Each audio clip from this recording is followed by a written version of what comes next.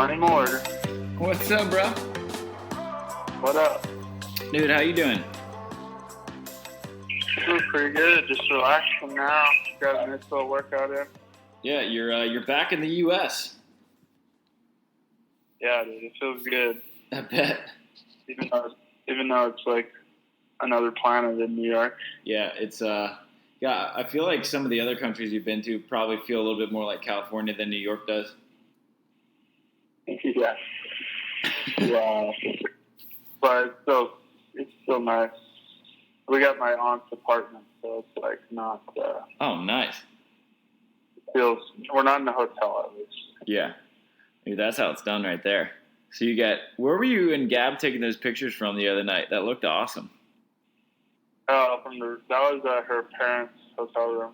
Okay, I was like, damn, if that's your aunt's house, and she's doing pretty well. No. Yeah, I know. Especially in New York. Yeah, have you and Trev, like, are you all adjusted and everything? Yeah, I guess today I slept till like 7:30, almost 8. So that's like the first time in 3 weeks that I've slept in. Yeah, Gab was saying that you were up at like 2 a.m. in China. Yeah, I was up at 2 multiple times. What do you even do when you're in China at 2 a.m? Like, what do you? Dude, just freaking lay there. Get some reading in. Yeah, dude, it's brutal. I bet. Super brutal. Yeah. What's the time difference from California to China? It is California to China. What was that? I think 11 hours. Shoot. Bro, I don't even. So we were in Brazil first, and then we just kept like losing time. Yeah. It was brutal because we were going the same direction. We never like came back. Right. So we were just going around the world in the same direction. So you start to adjust, and then that 7 a.m. where you finally made it to 7 or 8 a.m. is now like 2 a.m. again. And you're like, God damn. And then you move the same direction to Europe, and it shifted another 6-7 hours back in another direction. So it's just so brutal. Yeah. And to travel it took 2 days to get from Brazil to China. Yeah. Wait, how was the 41-hour trek? 45 hours. 45? Dude, it was brutal. God, and I dang. had to listen to Trevor the whole time, like freaking Instagramming me. He bought a freaking super expensive first class flight, but it was worth it for him for sure. But I was back in economy. I slept like maybe 2 hours each night. It was 2 days. Oh my God, so brutal. You're probably fried. And then we played 7 matches in China because we made it to the medal rounds. Yeah, it was probably like 85 degrees and like 90% humidity, so it was pretty gnarly. Yeah. We've had worse, but it was definitely draining. Yeah, Doha's pretty hot too, right? I mean, is that like the worst that you play in heat wise? No, the time of the year is not that bad actually in Doha. For some reason, I've never got. Well, first of all, it used to be night matches, so they used to put it at night. So once the sun goes down, we start playing. So you're playing till almost midnight sometimes, but the weather wasn't too bad. Okay. If you're playing the day out there, it can get pretty brutal. But we were like on the sea this time. They changed the venue from last time I was there, and it wasn't terrible. It's hot, but not terrible. It can definitely get worse. Yeah. Got it. So yeah. You're in New York, and then you go from New York to Poland, and then Poland to Germany for World Champs? Yeah, so, we're trying to figure that out right now. After Poland is Seattle ABP. Oh, that's right. Okay. And we really want to go, but our coach is advising against it. because we have to go on that. Well, first of all, we have World Champs right after, which is the biggest event of the year. So we can use that to take our first week and go home. After, that'll be 6 weeks on the road? And we can, relax for a week, get some real practice in. Because it's hard to make adjustments on the road. Yeah, because we don't get any practice. You're like, you've watched some video, your rest days are like on planes, and then you're like back to preparation. So you're not really you don't have time to make all the adjustments. So yeah, I think that's a good element.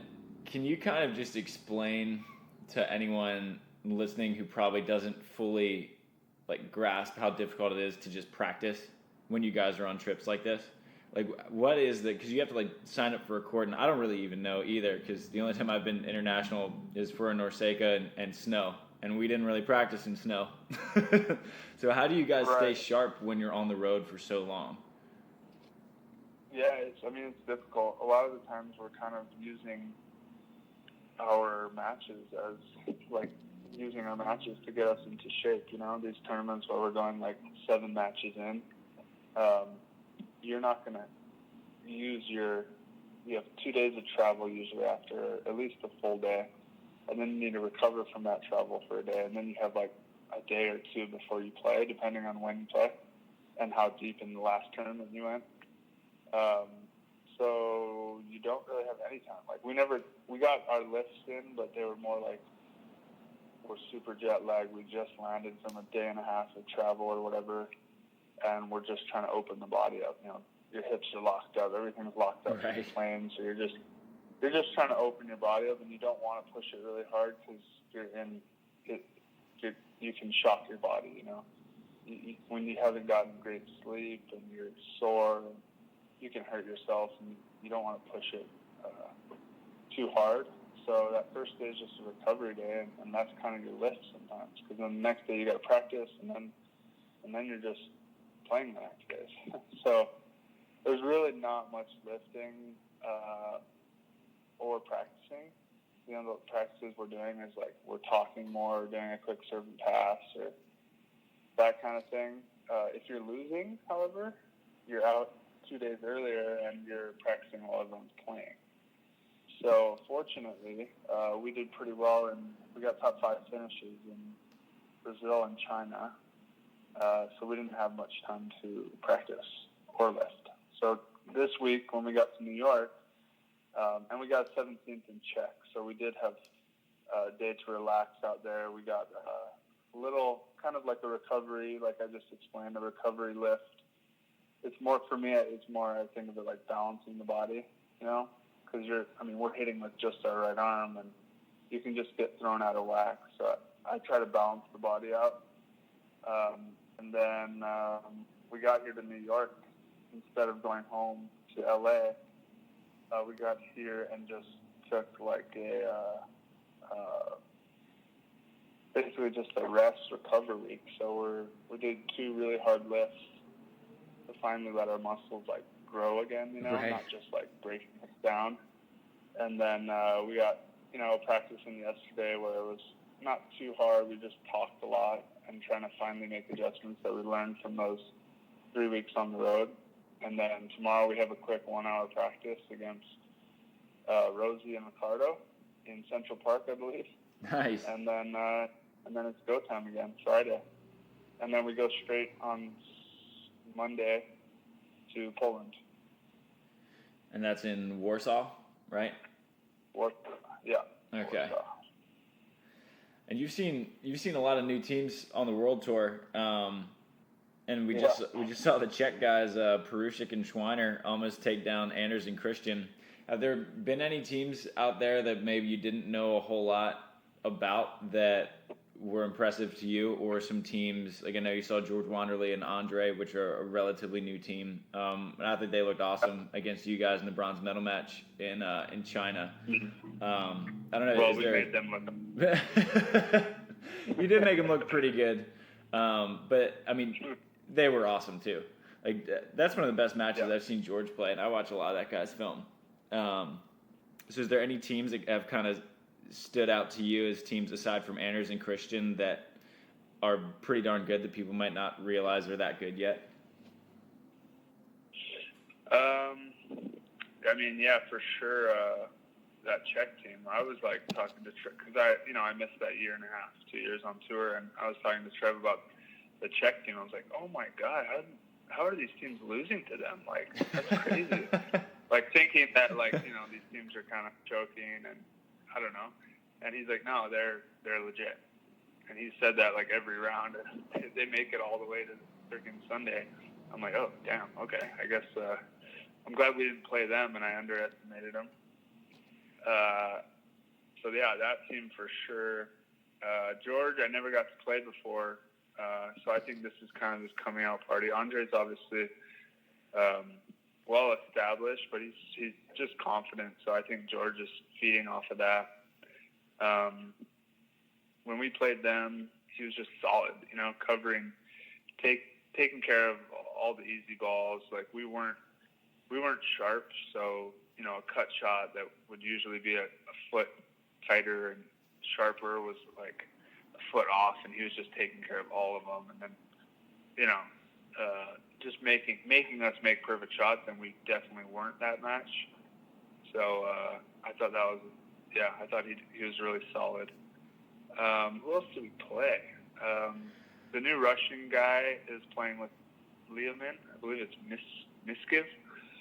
We played him in China, so we knew he was good, but he's giving people trouble out here. He's super deceiving. Like, he has one of those really weird noodly arms, and he'll hit. Like, every time he hits, it's the direction that he's not facing.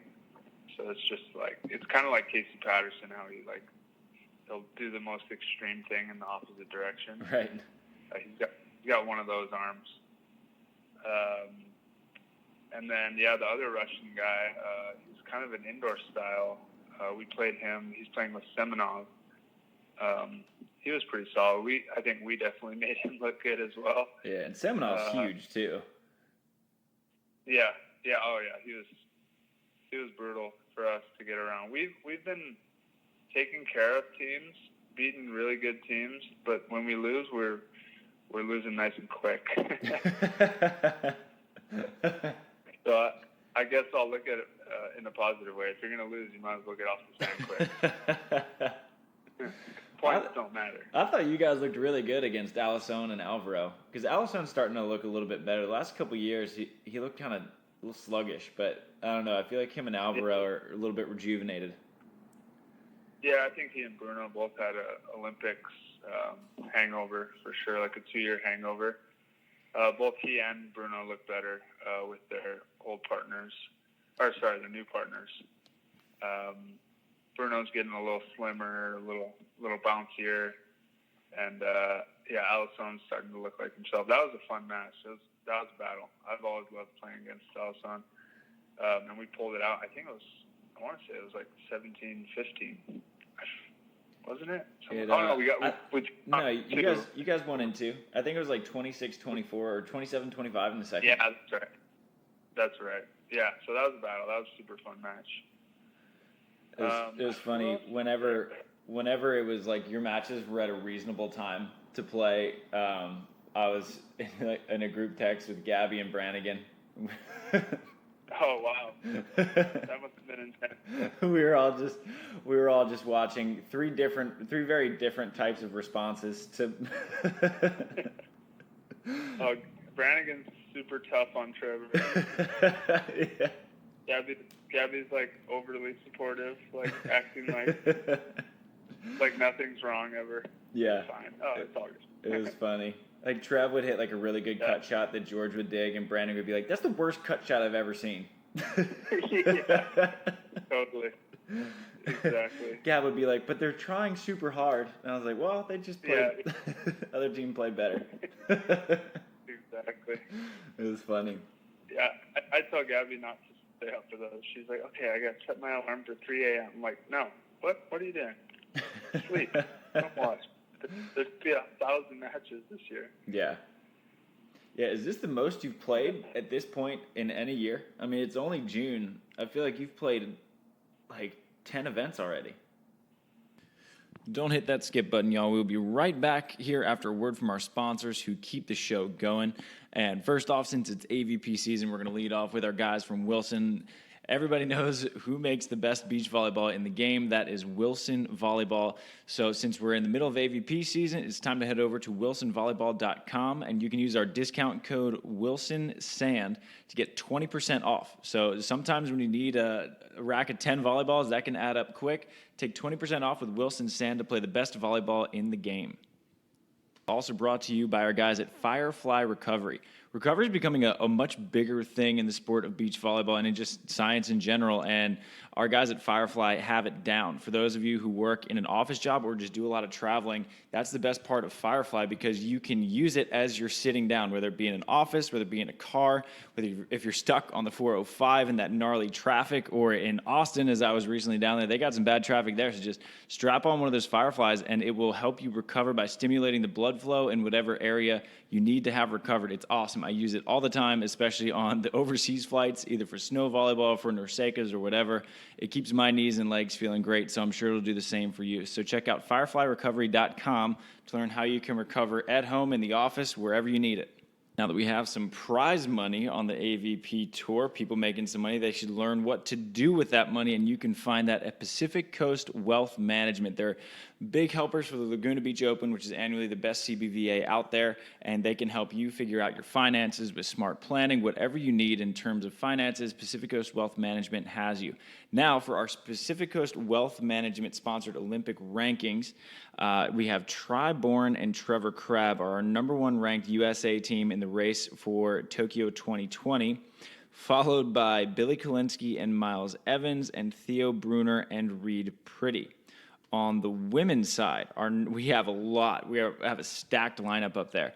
Number 2 in the world for the race to 2020 is Alex Kleiman and April Ross, who recently won a 4-star in Itapema, Brazil. So congratulations to them. Number 3 overall and number 2 for the U.S. is Carrie Walsh-Jennings and Brooke Sweat, closely followed by Emily Day and Betsy Flint, Kelly Larson, Emily Stockman, Sarah Hughes, and Summer Ross. The U.S. is loaded on the international scene for the women. So that is our Pacific Coast Wealth Management Olympic race update of the day of the podcast. So we will now get back to our show.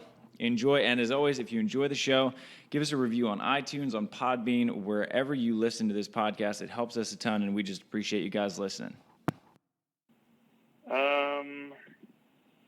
I don't know. 2016 was super gnarly for me and John. Yeah. We only got to play in 2 AVPs that year. And we were playing in like Opens and all the Grand Slams. And I want to say that one I probably played in just as many. But, you know, I'm a different person with a different body now. And that was like, what, 3-4 years ago?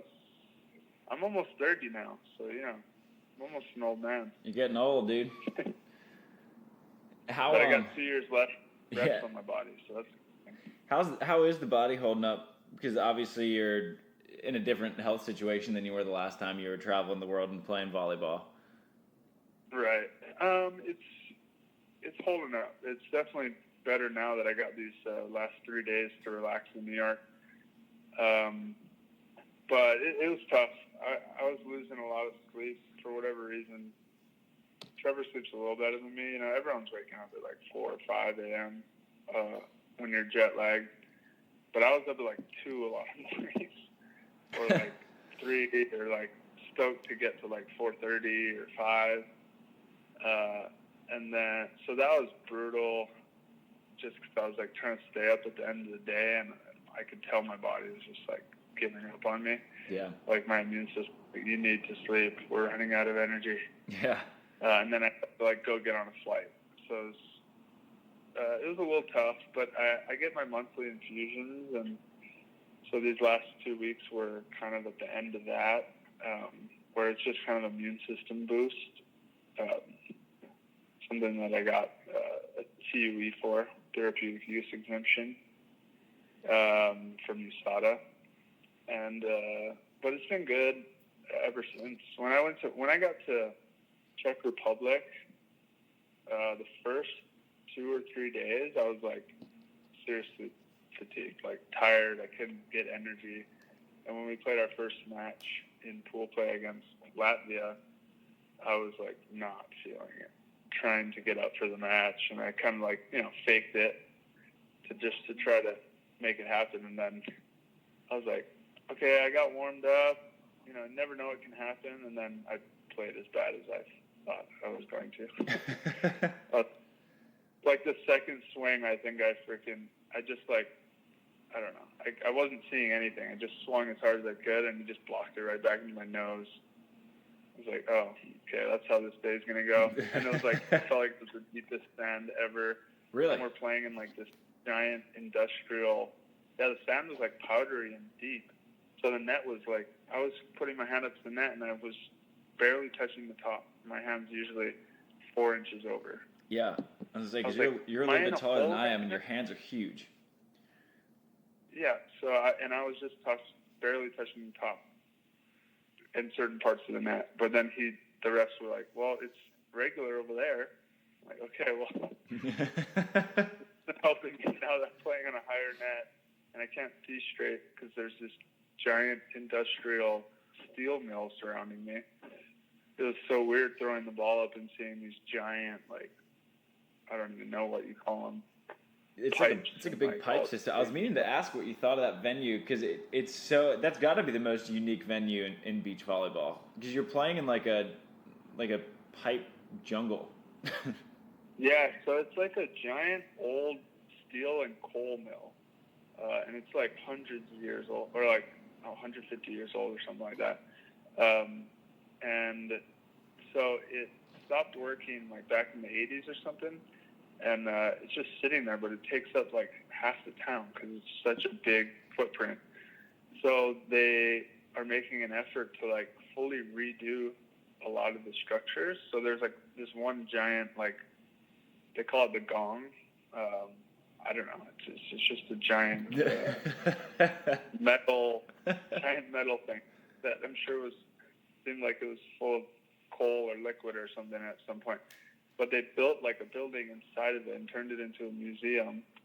And then another building they're turning into like a college center, and there's like an entertainment place. So they're like redoing parts of it that are really nice, and then having it as like a festival grounds. So like obviously hosting things like this event. So from the outside, you're like, this is like creepy old piece of crap place. And then you go in and you go into some of the buildings, and it's like really nice, and it was cool actually. I thought it was a really cool idea. Yeah, I know that everybody else seems to love it just because it's so different. I feel like you don't play like at a site like that anywhere else. Yeah, totally. That's one thing that's really cool about the World Tour is like they're legit taking us on a world tour. Yeah. Throwing us in random places. We're not. It's not a beach volleyball tour. It's a take some sand and drop it somewhere in the world tour. Do you have is there a site that you like playing, that you like really look forward to playing at every year? I know obviously Hamburg, just because it's world champs and one of the biggest venues, but is there a place that you're always stoked to go to? Yeah, for sure all the 5 stars. The major series does a really good job of making me feel like this is a premier sport. They do the huge VIPs, and the stadium's always popping and loud, and they got a lot of fan engagement there. So all the major series events, all the 5 stars. Stad is always one everyone on tour is looking forward to. It's just so peaceful out there. The hotel's like right on this ice-cold glacier river, and you're like eating breakfast down near that, and it's just clean air, and you see the big grassy hillsides. That one's like the most peaceful. I really liked Porec, Croatia. I thought that was amazing, right on the seaside. But that one went away, unfortunately. I always loved playing in Rio as well. I just think that's like a really cool beach town, unique beach city. And the fans there, the fans in Rio, I would think are probably pretty great. Yeah, like, I mean, they just know volleyball. Like, those are similar to American fans, where, at least in California, where they just know beach volleyball really well. And a lot of them can play it themselves, and you can just tell you're in a beach volleyball place. What's another good one? I mean, U.S. Those are always the ones that we look forward to most. Yeah, it's a bummer that you guys don't have any here this year. Dude. And we had like 3 on the schedule to start. We were like, wow, 3 events for us. This is awesome. Yeah. Nada, no. I bet we'll have one next year, though, for sure. Everyone loves to put their events on before the Olympics. So the front end of the schedule next year, I bet you will be cramped. They're going to make us go on a wild goose chase again. Is there, with the U.S. men, so we had, I feel like Czech is probably the worst finish overall the U.S. men have had in a really long time. Because you guys had the best at 17th. Are we, and like our women are like the opposite. I mean, we had 4 women's teams in the top 16 with like pretty good shots at medals. And I think we've had a women's team in the medal rounds 8 tournaments in a row, 3, 4, and 5-star. So what's happening with the men? Is like the world tour on the men's side just getting that much better, or are our women just like outpacing the rest of the world? Right. I mean, I think I look at it one way on the men's side, and it's like, wow, we're a lot deeper than we were before. Like we have like those teams. There's a lot of new partnerships. You know, the Hayden Doherty, Chase, and Casey, Billy Stafford. Who's the other one behind us? Oh, Reed and Theo. Like all those teams are behind me and Trevor, and then it's Jake and Taylor, and then it's Phil and Nick. They're all competing, like, you know, an event or 2 away from jumping into the top 3, and being a main draw team. Whereas before we only had like 3 teams doing well, and the rest were like pretty far off the back. So now we have like almost like we have like 7 teams that could be in the main draw at any time. So in that sense, you know, the men are fairly strong, but yeah, like the teams that we have, the teams that we've had in the last event or 2, or the last event in Czech, Jake and Taylor, Phil and Nick weren't there, just didn't pull it out. I mean, the World Tour is that deep. So I think, yeah, I don't know. It's hard to say. Like, we're deeper, but those back teams haven't proven yet to really, like, be able to get into that top tier, that top 5 at least, even though I want to say in Brazil, a few teams got 5th. Casey and Chase, I think, got a 5th, along with Theo and us and Theo and Reed. So, I don't know. It doesn't really answer it, but yeah, I think for sure the girls are a bit stronger. They have more experience at the top right now. True. Because, you know, the Carries and Aprils, who have had so much Olympic experience in this Olympic quad, they're really turning it on right now when they need to. But I don't know. I think the Americans are deep as heck, so that's going to make for a good domestic tour. And those... Oh, sorry, I'm getting a call. I don't know. It's anyone's game right now. I think the new partnerships, like, if it clicks with someone, they could easily make a run. But as Jake and Taylor get back out here on tour, and Phil and Nick get back out here, they weren't in Czech. We're all going to be battling for those podium spots. Me and Trevor are definitely not content with our 4th and 5th.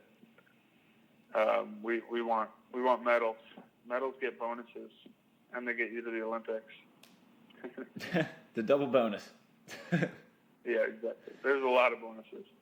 Yeah, and you mentioned that domestically, I feel like you're right in that the AVP is probably as strong from top to bottom, and by bottom I mean like midway through the qualifier since Donald took over. Yeah. Dude, have you looked at the entry list or the bracket for the qualifiers? No. I mean, I was talking about it earlier today. I haven't looked at it, but I mean, I know that I'm the 9 seed in the main draw. So yeah. I barely made it for that quali. Rosie and Ricardo were like 20 points out from being in the qualifier. Oh gosh, that would be a total landmine for someone. Yeah, I mean, you got Chase and Piotr. Marciniak is the number 1. Ian Satterfield and Burek are number 2. Mike Brunsting and Loomis are 3. The McKibbins are 4. And these are all guys who haven't failed, who have made every main draw for like 20 main draws in a row, all in the qualifier. Right. Oh, dude, it's so brutal. Yeah, I would not want to be there. Me and Trevor were laughing about it. If we were in the quali, it'd be like, go play in an AVP next or something. Yeah. I mean, I know I'm still adding finishes, so I don't even have my 4 finishes yet. But that definitely would have sucked if we weren't in the main draw for this one. Yeah, I'll be happily watching the carnage from Mexico. Yeah, I'm starting to understand why you chose the North America. Yeah, me and Kyle were laughing about it this morning as we got out for practice, and we were just looking at the entry list, and we were like, me and Miles would have been like the 15 seed or something crazy, and we have like almost 1,000 points between us, and we'd have been buried. It was like, man, want no part of that. No, it's tough, but I love it. I mean, obviously I'm biased because I'm in the main draw already. Well, yeah, I mean, it's a great sign for American volleyball. Like, it's awesome. Yeah, exactly. And there's something serious, like, to be fighting for out of that qualifier, you know? Like, you can make some good dough right away. You're going to get a hotel paid for, and you're going to get a travel stipend. And, you know, there's something great to fight for. And for us, you know, teams that are planning on battling on every Sunday, you know, we got some serious incentive to win this thing. Yeah. Is this the first time you've ever played in New York? Yes. Wow. I only came out here once. My debut of my broadcasting career was out here. Nice. Now you get your debut playing career in New York. Yep. Exactly. It's pretty cool. Have you seen the site yet? I drove by it, and I saw an aerial photo, and it looks cool. It's only like a mile or mile and a half maybe up north of where it was last year, so it's a similar backdrop and skyline, and it's going to be super rad. Yeah, it's a really cool site, and that's coming from someone who hates New York City, so right. Yeah. So you know it's good. Yeah. Coming off that road trip, I've never been so stoked to come to New York. It's crazy. Like, I bet. I'm sure you guys could probably hear the horns in the background, and I'm 17 floors up right now. But I'm actually enjoying it just being on American soil. Oh, I bet. It's just nice to be able to eat like food that you don't have to worry about that'll upset you, or just like staying in a place where like the language is exactly what you know, around people who exactly you probably American missing. dollar. Yeah. Like, you don't have to get in a taxi and be like, oh, we don't have your money. Will you take? How about this bag of chips? Are you hungry? You're just creating a bartering system on the road. Yeah, pretty much. And my lady's getting pretty big. Her belly's getting pretty big with my daughter in it. So that was great. Yeah, I saw you guys made it official. So an official congrats. Yeah, thank you. It's getting real. I'm able to feel her moving around now. So it's been good good way to get my mind off volleyball, which has kind bet. of been the goal early this week. I bet. Yeah, I guess Gab was getting a little bit too big to hide it any longer, huh? Yeah, exactly. Well, we weren't really trying to hide it. We just weren't putting it out there yet. She was waiting to tell it her managers at work, and so we wanted to tell them before we told the public. Right. But we were gonna get her to go out on as many rolls as she can before it was visible that she was pregnant. Now it's very visible. Yeah, well, that's awesome though. She's due in a couple months, September? Yeah, yep, right before AVP Hawaii. It's awesome. Gonna have a Hawaiian little child. Yeah, that's gonna happen quick. Yeah. It's gonna happen very quick. Yeah, it's, how long, so you go, what, you're on the road again for a couple weeks, maybe you stay instead of doing Seattle, and then after Seattle, you're back on the road too, right? Yeah, so Seattle, straight back to Hamburg, and that's a 10-day event. Yeah. And then we go to Vienna, and then we go to... Stad, right? Vienna, Stad, and then there's Portugal, and then Tokyo, I believe, or it's Tokyo, then Portugal. Okay. Something like that. And then we, maybe one more. I don't know. I know we're gonna be out there for a while. So you'll be back for Seattle. Might skip it to stay home, and then the next time you'll be back is Chicago, right? No, it's Manhattan. Okay. Assuming if we decide to skip Moscow. Okay. We're gonna play in Manhattan, which we really want to play in, obviously. Yeah. Yeah, I feel like that would be a good one. Come home, Manhattan, maybe get that name on the pier. Manhattan is always good to Hawaiians getting in the finals. Mm-hmm. Yeah. I think we've been in the last, 5 or 6. One of us, me, Taylor, or Trevor. Yeah, it's been a while. So Taylor was last year. Trev and Rosie were the year before that. You and Hayden were the year before that. And the year before that, right? And the year, 15, 16. Trevor in 2017. Taylor 2018. Yeah, so this will be 5 straight years that one Hawaiian will be in the final if you make it. So eventually, one of the outrigger kids is going to get there. It's just a race for first at this point. Win. Exactly, we're racing to get on that pier. Well, I know that you've had a crazy busy couple weeks, so I don't want to keep you too long. I know you've got a family to see for once while you're home. Yeah, exactly. What do you guys have going on the rest of the day? That's what it's all about. Well, Dad just showed up in New York, so I'm gonna go see him for the first time in a while, and he's stoked. He's all into volley these days because he's out in Hawaii following and helping out with the University of Hawaii women's team. Yeah. He's kind of volunteered for them, and I believe there's some Hawaii girls playing in the qualifier, so he's all amped. Dude, that's a landmine. Morgan Martin and Julius Scholes, they went a combined 59 and 10 or something, and this year, and they're the 47 of 48. Oh yeah, you do not want that draw. So, the girls' side's really with all these college girls coming out. Oh, it's ridiculous.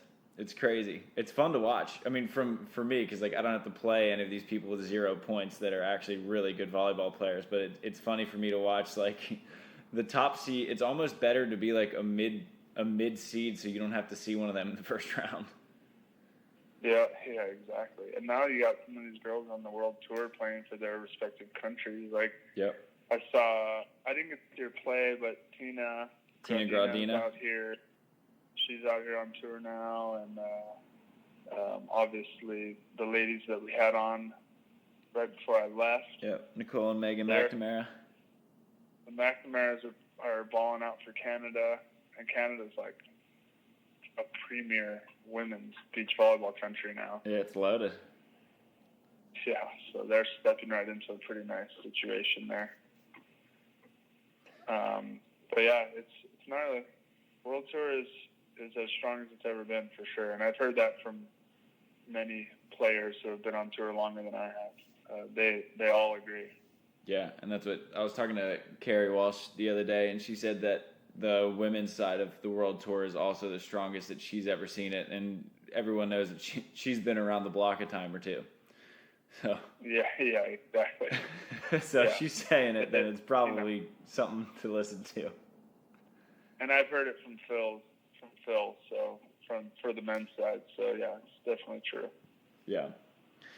Well, I'll let you get to hang out with your dad, hang out with your wife, and maybe get away from Trevor for a minute.